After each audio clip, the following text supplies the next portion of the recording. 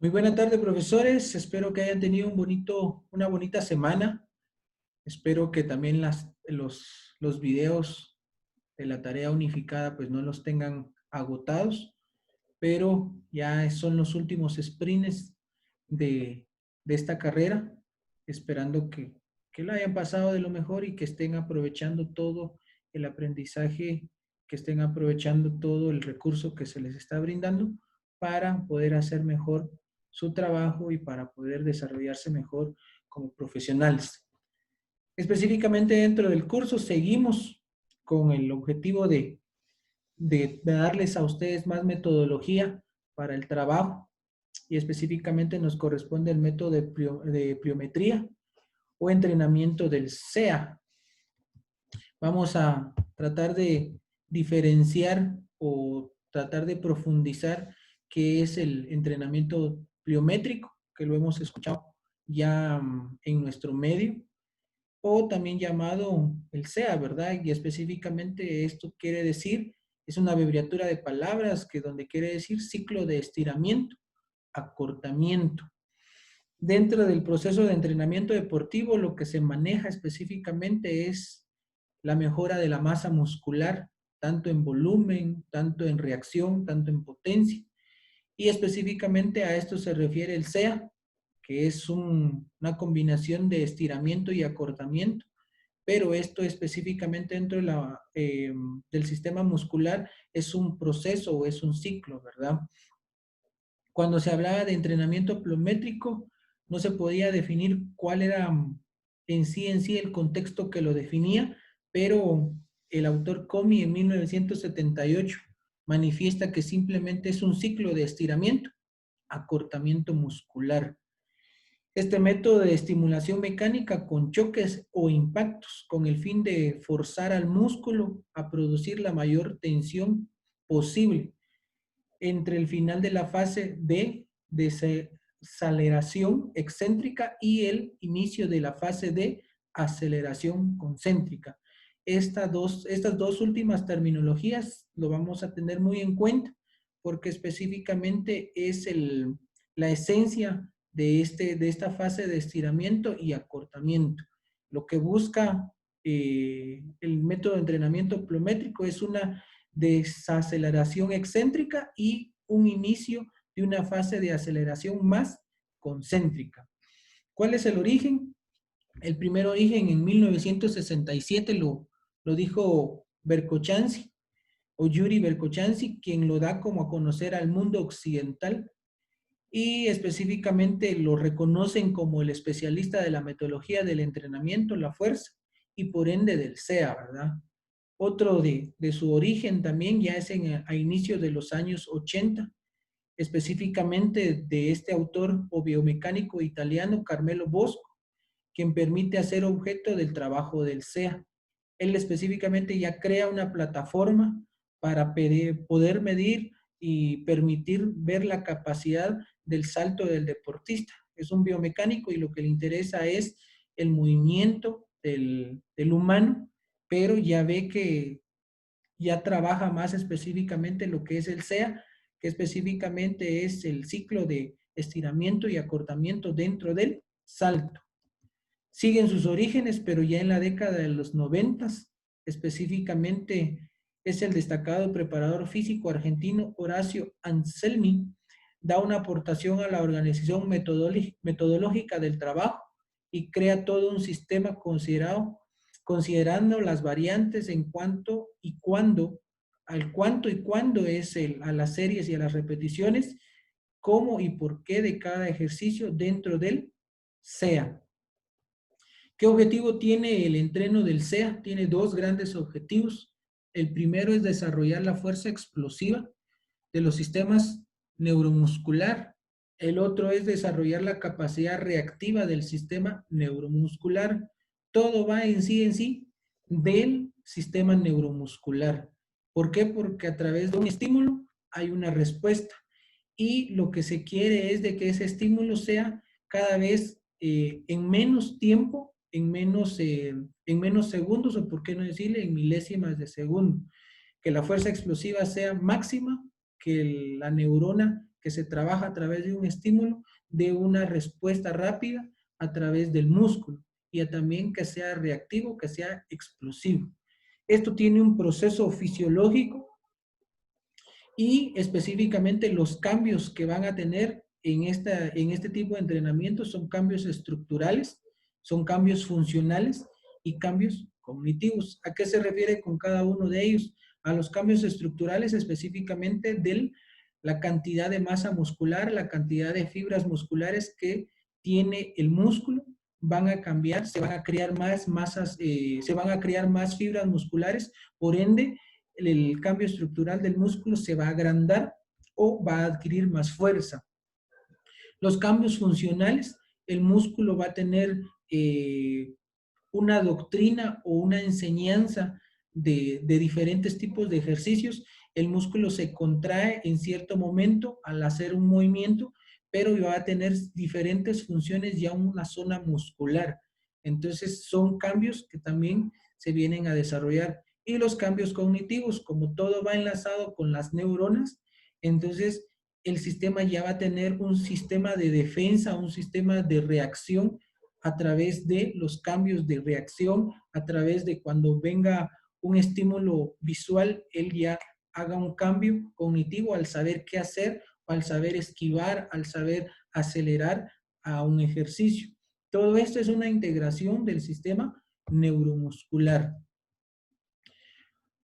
Beneficios que brinda el entrenamiento del SEA. Uno es mejorar la capacidad muscular de alcanzar acciones de fuerza máxima en un periodo de tiempo más corto.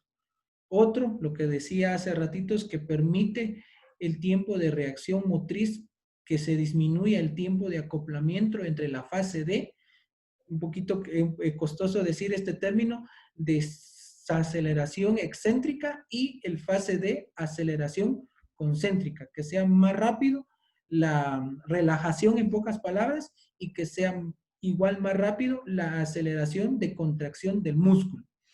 Otra forma de otro beneficio que brinda es que produce cambios a nivel neuromuscular, mejorando la eficacia de trabajo, del trabajo muscular en el desarrollo de las acciones motoras más potentes y cordiales. Algunos datos interesantes. El trabajo específicamente es del sistema nervioso central. Este controla sumamente el complejo, que se activan dos funciones opuestas entre sí, una y donde se da el reflejo tendinoso y otra donde se da la excitación del reflejo miotático. Otro dato, al hablar del reflejo miotático excitatorio, es cuando un músculo se estira, también se estiran los usos musculares, o sea, cómo se utiliza todo el grupo muscular, los órganos receptores, en que en ese instante envían un impulso a la médula espinal informando sobre dicho estiramiento que va a realizar algún grupo muscular. Eso produce una sinapsis y como respuestas envía una orden al músculo para que se contraiga en dicho ejercicio. El objetivo de este reflejo es proteger al músculo de una extensión excesiva. Es como un mecanismo de defensa para evitar alguna lesión muscular provocada por dicha extensión brusca y excesiva. Al hablar también de reflejo tendinoso inhibidor, cuando un músculo se estira, los usos tendinosos del aparato, específicamente el aparato del Golgi, representan la elongación muscular, pero el umbral de excitación de esto es mucho más alto que el uso de todos los músculos. Cuando la tensión muscular alcanza un umbral crítico, puede poner en peligro el músculo y se puede producir algún reflejo que provoca la relajación muscular.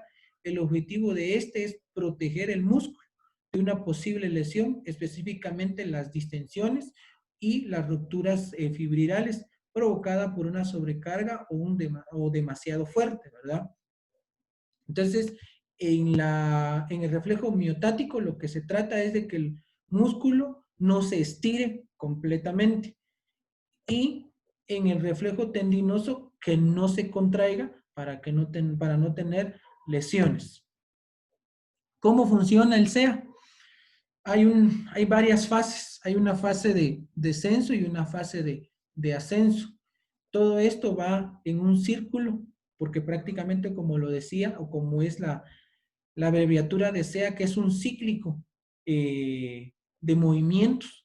Entonces hay una amortiguación, hay una desaceleración excéntrica, después de esto hay un estiramiento, hay un estímulo súbito, ¿qué quiere decir un estímulo súbito? Que es cuando se tiene la zona de contacto, ahí se termina todo el estiramiento y también ya provoca un acortamiento, ya provoca también una aceleración concéntrica, un nuevo impulso y otra vez un contacto.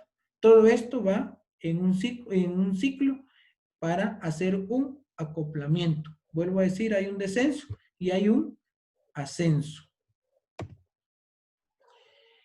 El entrenamiento pliométrico para los niños, que es lo que más nos interesa por la relación que estamos trabajando en educación física.